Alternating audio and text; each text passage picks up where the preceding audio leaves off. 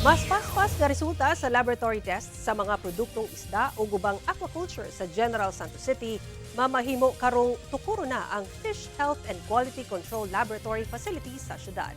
Ani report ni Efren Mama.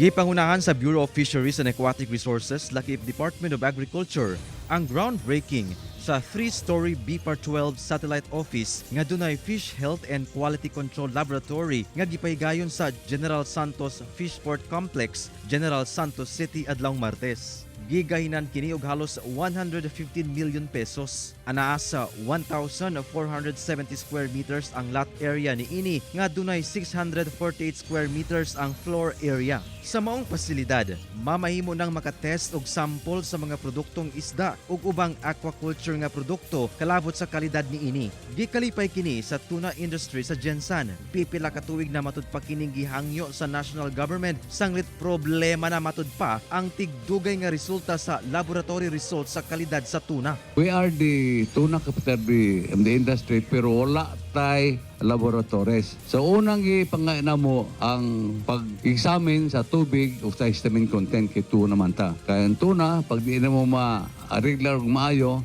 musaka ang histamine o dagan mga hubog, mga lipong, ang uban mo hospital o na-allergy sa histamine.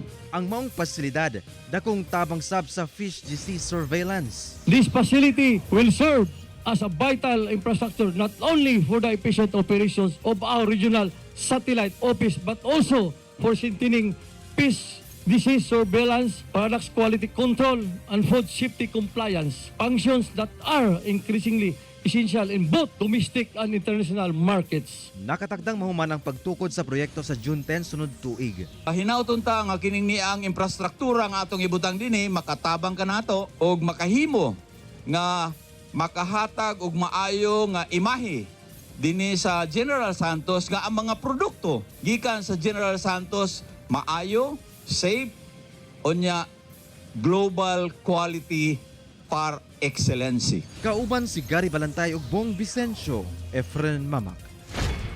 1 Mindanao.